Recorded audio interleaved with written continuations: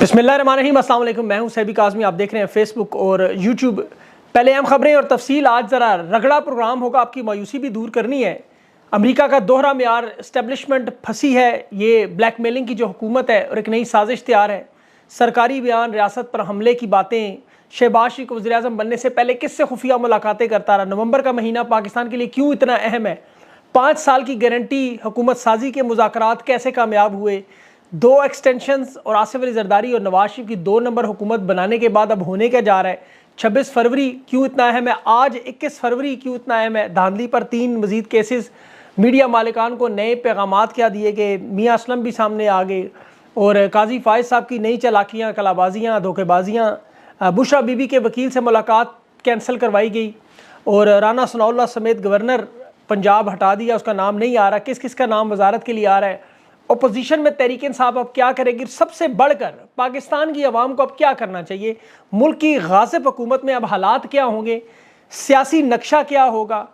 और 25 crore Pakistani, 1 crore overseas Pakistani social media पर नौजवान, तहरीक इंसाफ की ख़वातीन, बच्चे, अब ये सब क्या करना चाहिए। सबसे पहले तो हुकूमत साजी का जो ऐलान हुआ, जिसमें ना बिलावल राजी, ना जरदारी राजी, ना शहबाज शरीफ तैयार, ना मौलाना खड़ा है। लेकिन इसके बावजूद रात के खुफिया मुलाकातें, शहबाज शरीफ को मुख्तलिफ ममालिक के सफ़ीरों से रब्ते की हदायत की गई और बाकायदा तौर पर इन्हें ब्लैकमेल किया गया कि हुकूमत ना ली तो केसेस भी खुलेंगे, जेलों में भी जाओगे और मजबूर होंगे हम इमरान खान के साथ हाथ मिलाने पर।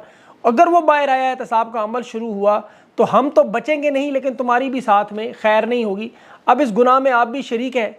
और मेरी पास जो इतलात है उसमें बिलावल ने मुज़ाहमत की कोशिश की कि वो काबीना का हिस्सा ना बने, लेकिन फिर उन्हें बताया गया कि हम हर लेवल पे मदद करेंगे, बैरूनी कर्जे भी लेके देंगे, इदारों को बेचने का, मईशत को संभालने की कोशिश करेंगे और ख़ान और अवाम को हम मैनेज करेंगे। वही फार्मूला जो जनरल बाजवा ने किया। आप सिर्फ मईशत को देखो, दुनिया की 10 उभरती मईशत से पाकिस्तान बदतरीन हालात में, श्रीलंका से भी नीचे गया।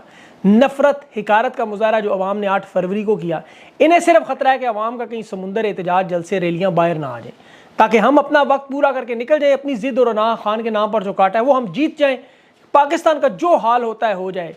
ये हुकूमत का ऐलान सिर्फ उसी की एक सूरत थी। आप इनकी शक्लें देखें, हकीकी मानों में हालात आप इनको इनकी शक्लों से नज़र आ रहे थे।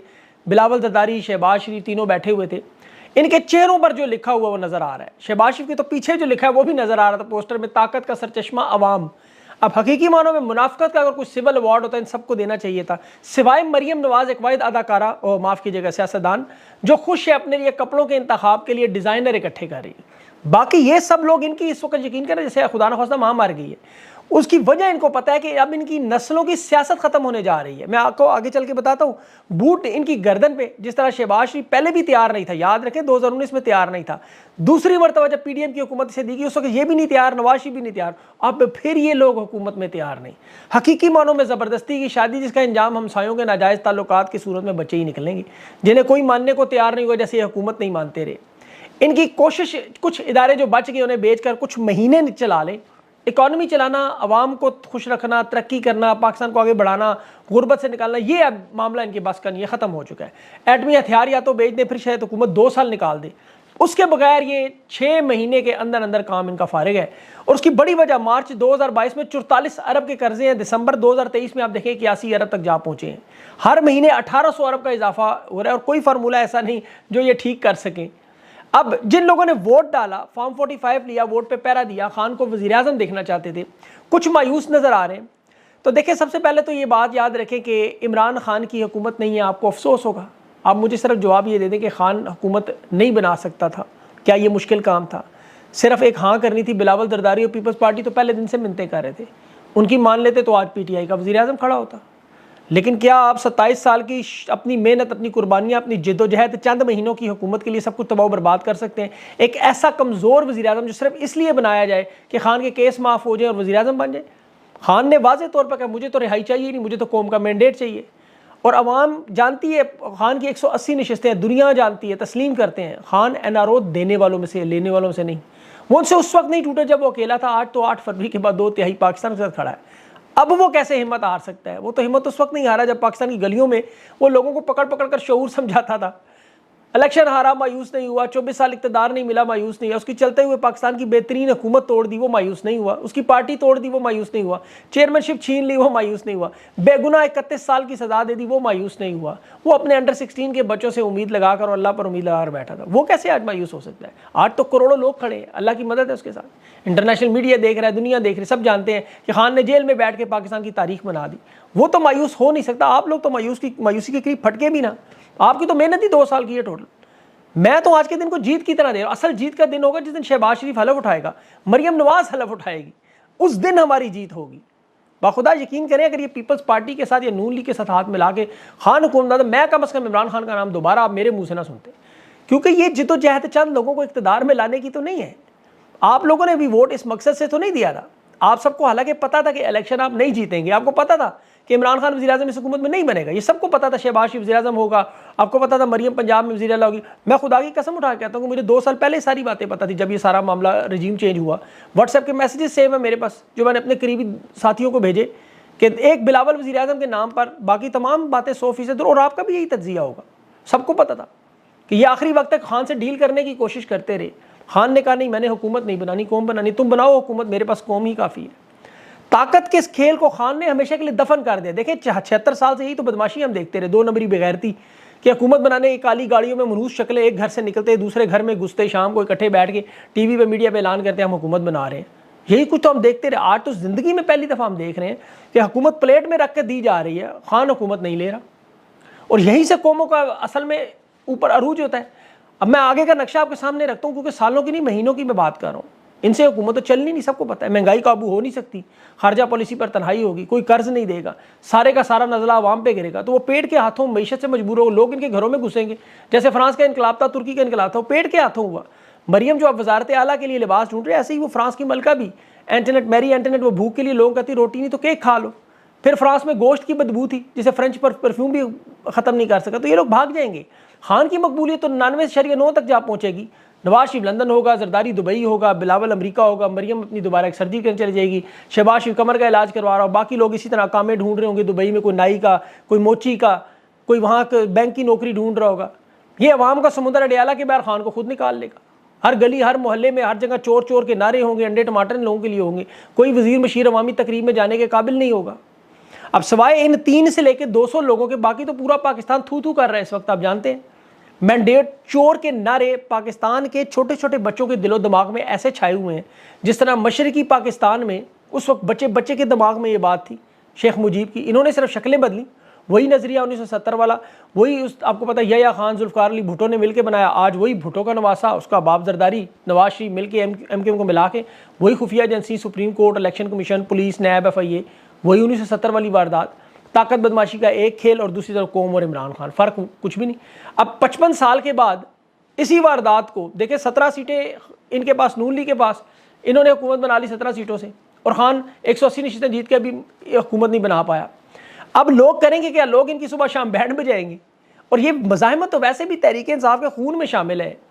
24 साल की तो इनकी टोटल सारी मज़ाहमत है, बाकी तो हुकूमत थोड़ी सी है। बाकी पेट्रियाट बनाई, काफ लीग बनाई इन लोगों ने। काफ लीग का हाल देख लें, 2002 से लेकर 2024 तक आज 3 सीटें, 3 लोग रह गए टोटल। नून लीग, PDM, ये तमाम जमातें आपको ढूंढने से नहीं मिलेंगी। Air marshal retired Asghar Khan ने जमात बनाई, कहाँ है वो? असलम बेग की जमात आपको नज़र आ रही है? परवेज़ मुशर्रफ की जमात, काफ लीग का हाल देख लें। मुस्लिम लीग कन्वेंशन का वजूद ख़त्म हो गया। जस्टिस पार्टी, तहरीक इस्तक़लाल, मुस्लिम लीग जुनेजो, आल पाकिस्तान मुस्लिम लीग, तमीर पाकिस्तान, इस्तेकाम में, ये तमाम की तमाम जमातें माजी में गुमनामी में चली गई। इसी तरह जिस तरह अयूब खान, मिर्ज़ा सिकंदर मिर्ज़ा, ये सारे के सारे भुट्टो अब तक जितने अपनी तबई उम्र पूरी कर चुके हैं सारे, नून लीग और ये पीपल्स पार्टी भी, सियासी तौर पर बचना अब इनके लिए मुमकिन नहीं है। अब इन्हें सिर्फ कोशिश है पंजाब की हुकूमत के तौर पर जिंदा रखा जाए, जिस तरह पीपल्स पार्टी को सिंध की बुनियाद पर जिंदा रखा जाए। लेकिन आप यकीन करें, मैं आपको लिख के देता हूँ, आने वाले दिनों में इस बिल्कुल मलिया मेट है। जमात एक ही होगी, तहरीक इंसाफ, और उनका मुकाबला भी तहरीक इंसाफ का होगा, आपस में होगा। सियासी नक्शा मुकम्मल बदलेगा और मईशत भी। इसे ठीक सिर्फ खान कर सकता है, ये पत्थर पे लकीर है। अफसोस सिर्फ ये है कि ये मुआशी हालात ये इन महीनों में इतने तबाह कर देंगे, लेकिन बहरहाल क्या करें, ढोल गले में पड़ा तो बजाना तो पड़ेगा। अब ये सारे मामलात देखें 3 गुना बढ़ जाएंगे। खान को, आपकी टीम को, सोशल मीडिया के लोगों को काम करना होगा। खान ने तो कौम बनाने का अमल जारी रखना है और आप लोगों ने इस अमल को रुकने नहीं देना। ये याद रखें, ये नेशन बिल्डिंग, ये कौम साजी सबसे अहम मामला है। इसमें ये सब आप लोग इकट्ठे रहेंगे क्योंकि इनकी पूरी कोशिश इस अमल को रोकना है। ये इनका सबसे बड़ा हथियार है, नेशन साजी रोकना। तकसीम करो, हुकूमत करो। ये खौफ का बुत जिसे आपने हकीकी मानों में रेजा रेजा करना है, जैसे 8 फरवरी को किया। मायूसी और खौफ, ये 2 चीज़ें हैं, ये इनके 2 हथियार हैं। बाकी ये आपका कुछ भी नहीं कर सकते। करोड़ों वोट, लाखों नौजवानों की शब रोज़ की मेहनत इन्होंने अपने बूट के नीचे बजाय रगड़ दी है। लेकिन अवाम आपके इनका मुंह देखेगी। देखें, इनको रात को सूरज नजर आएगा, दिन को इनको चांद तारे इंशाल्लाह नजर आएंगे। ये क्योंकि नौजवानों के खेलने की उम्र में इन्होंने तहरीक आज़ादी का सिपाही बना दिया। मैं तारीख से साबित करता हूँ, ये हो चुका है 72 साल पहले। आज ही के दिन 21 फरवरी 1952 ढाका यूनिवर्सिटी निकालें, बुकें गूगल करें, चेक करें, बंगाली ज़बान को कौमी ज़बान का दर्जा देने पर वहाँ छोटा सा मुजाहरा था। इन्होंने 29 तलबा वहाँ पे मार दिए। मुतालबा दुरुस्त गलत अपनी जगह, लेकिन वहाँ उसके बाद हुआ क्या, बांग्लादेश की अवाम जाग गई। उस वक्त जो सूबाई इलेक्शन, पहला असेंबली का इलेक्शन हुआ, वो जो तलबा तहरीक चला रहे थे वो सारे जीत गए और बड़ी क़यादत के तौर पर बाद में आए सामने। उस वक्त इनका वज़ीर आला जो था नूरुल अमीन, उसे एक यंग लड़के ने हरा दिया। बांग्लादेश 19 साल के बाद उसके बाद ज़हूर है। 19 साल लगे उस तहरीक को, यहाँ इतना टाइम नहीं लगेगा। ये महीनों में बदलता हुआ नजर आएगा आपको। और ये ज़्यादा वक्त भी नहीं है, क्योंकि देखिए बरतानिया अमेरिका में भी इलेक्शन होने जा रहा है। नवंबर अमेरिका का साल है और दिसंबर बरतानिया का। तो 17 दिसंबर को बरतानवी हुकूमत ख़त्म हो रही है। तो इनके पास यही 6-8 महीने हैं। अब ओवरसीज़ पाकिस्तानी, देखिए बरतानिया अमेरिका में अपने वोट की ताकत इस्तेमाल करेंगे जो पाकिस्तान में नहीं करने दिया। वहाँ वोट कैश करेंगे, वहाँ लोकल मेम्बरान, कांग्रेसमैन इस जाली हुकूमत को तस्लीम ना करने पर मुतल्लिक आवाज़ उठाएंगे। इंसानी हकूक़ की पामालियाँ, इलेक्शन धांधली, उसमें मुलविस लोग, उनके वीज़े बैन करवाएं। वीज़े, ये अलीमा खान ने भी कहा था, पाबंदियाँ लगवाएं, पूरा एक मुकला से महाज बनाएं। अमरीकी इस्टेब्लिशमेंट तो फंसी हुई है इस वक्त। 1971 में जो वारदात उन्होंने की थी वो और मामला था। बाइडन की हुकूमत आज इतनी मजबूत नहीं है। आज इंटरनेशनल मीडिया, पूरी दुनिया का दबाव है इनके ऊपर। और उस वक्त तो बहाना था 1971 में जी कि रूस और हिंदुस्तान पीछे हैं, मुल्क टूटने से बचा रहे हैं। आज तो वो बहाना भी नहीं है इनके पास। आज तो डिफ़ॉल्ट का हो रहा है जी, दिवाली आ रहा है, वो बहाना भी नहीं है। अभी अमेरिका का आप इलेक्शन आने दें, आप देखेंगे होगा क्या। पाकिस्तान की दुनिया का 5वां बड़ा मुल्क है, जिस तरह गैर जमहूरी तरीके से यहाँ वारदात हुई, इंशाल्लाह वहाँ लोग इन्हें जीने नहीं देंगे। डोनाल्ड लू से लेके ये सारे केसेस इंशाल्लाह खुलेंगे। अब मरहलावार कौम को करना क्या है, देखिए सबसे पहला काम तो आपका फोकस खान के केसेस पे, मुकला वो कर रहे हैं, मेहनत कर रहे हैं, अपना लगे रहे। दूसरा जो वोट आपका चोरी या मैंडेट चोरी हो, इस इशू को आपने दबने नहीं देना। चाहे वो सोशल मीडिया हो, ग्राउंड हो, ओवरसीज़ पाकिस्तानी हो, इस इशू को आपने जगाना है, जिंदा रखना है। जब तक आपको पूरा मैंडेट ना मिले, ये लड़ाई करनी है आपने, पुरअमन होकर आपने लड़ाई करनी है। और एक मजबूत अपोजिशन के तौर पर पार्लियामेंट में तहरीक इंसाफ अपना काम रगड़ा लगाएगी। और जहाँ तहरीक इंसाफ की हुकूमत बन रही है, जैसे KPK में, वहाँ लोगों की फलाह बहबूद करें और सबसे बढ़कर कानून पर अमल करवाएं। वहाँ अगर आपने कानून पर अमल करवा दिया तो सारा पाकिस्तान आपके साथ होगा। जो सोशल मीडिया के कीबोर्ड वॉरियर्स हैं और ये यंग नौजवान हैं, एक अपोजिशन असेंबली में, एक अपोजिशन आपकी सोशल मीडिया पे चलेगी। देखें आप लोग कमेंट में मुझे लिख के बताएं। अभी तो देखें ट्विटर, एक ट्विटर, छोटा सा ट्विटर, जीना इनका हराम हुआ। इनके ब्यूरोक्रेट्स अपने ख़ानदान समेत तस्वीर देखते हैं, नाम पता रिश्तेदारों के, तो इनका खौफ अरूज को पहुँचता है। अभी तो जब ये लोग रिटायर होंगे इनका जीना हराम हो जाएगा। ये अभी इनकी मंजी ठुक चुकी है। ये मेडिकल की छुट्टियाँ लेकर, तबादले करवा के बैरूनी मुल्क भागते हुए क्यों नज़र आ रहे हैं? क्योंकि रहना तो इसी माशरे में, शादियाँ तो इधर ही करनी है, बच्चों ने स्कूल तो इधर ही जाना है। अदालतों पर दूसरा आप एतमाद इतना ना करें, वो डंग टपाओ प्रोग्राम करते रहे, ठीक है चलता रहे। आज शौकत बसरा देखें, हाथ में कुरान लेके काजी फायज को कह रहा हो, काजी फायज का तकरीर ना करो। अब फिर काजी ने जो फैसला दिया अब कुरान के खिलाफ, वो आपको पता है कि इमरान खान का दौर होता तो आग लगी होनी थी मुल्क में पूरे। लेकिन PDM की हुकूमत को लाने का मकसद भी ये, याद रखें, नामूस रसालत पर इमरान खान कोई समझौता नहीं करता, कोई कॉम्प्रोमाइज़। लेकिन इन्होंने पहले भी अपने दौर में किया, आज फिर वही वारदात, आज फिर बहुत बड़ी वारदात इन्होंने सुप्रीम कोर्ट में काजी फायज से जो करवाई। अब काजी फायज को सामने रखा है इन्होंने, लेकिन कोई बोलने को मौलवी तैयार नहीं। और कुरान की बात करो तो वो ऐसे भागता है काजी फायज जैसे इब्लीस को लाहौल वाला खूत। काजी साहब फरमाते हैं, हफ्ते को मीडिया ने मेरे बारे में गलत खबर चलाई, जजेस का इजलास बुलाया, मैंने तो कोई इजलास नहीं बुलाया, कोई मुलाकात नहीं की, कोई तरदीद नहीं। ओ जनाब, आप तो मीडिया देखते ही नहीं थे, ये कहाँ से आपको खबर मिल गई? अब ये पूछना चाहिए। मरियम नवाज डिक्टेशन देती हैं, वो गलत खबरें आपको नज़र आ जाती हैं। वो कहती हैं ट्विटर बैन कर दो, कर देते हैं, वो आपको नज़र नहीं आता। उसे आप मीडिया ही नहीं मानते, आप सोए जंग जियो और के अखबार के अलावा किसी को मीडिया समझते नहीं। तो जिसे दुनिया तस्लीम नहीं कर रही, काजी साहब को वो नज़र नहीं आ रहा। बुशरा बीबी के ऊपर मुजालिम आपको नज़र नहीं आ रहे, वहाँ वकला को मिलने नहीं दिया जा रहा, जहर दिया जा रहा है, काजी साहब को ये नज़र नहीं आ रहा। वो सेलेक्टिव आई साइड, सेलेक्टिव हियरिंग, मतलब जो है ना, वो अपनी मर्ज़ी से देखना सुनना चाहते हैं, जो हकीकत है उससे आंखें चुरा लें। इनके पास भी आखिर में नवाज शरीफ तरह वही कबूतर ही बचना है जो मीनार पाकिस्तान में उसने उड़ाया था। इनके पास शायद वो भी ना हो।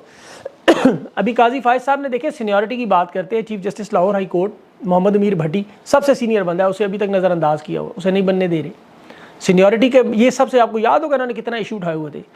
इसके साथ साथ चीफ जस्टिस इस्लामाबाद ने अब NA-55 जो राजा बिशारत का हल्का है, NA-58 जो एयाज अमीर का है, उस पर इलेक्शन कमीशन, और इन्होंने NA-253 पे भी, और 236 ये कराची के हल्के, ये 4 हल्के और एक PP का पर वो फैसले जो हैं वो महफूज किए हैं। ये चलते रहेंगे, ये आपको ये मामला होगा पूरा, लेकिन इधर आपने अपना प्रेशर नहीं छोड़ना।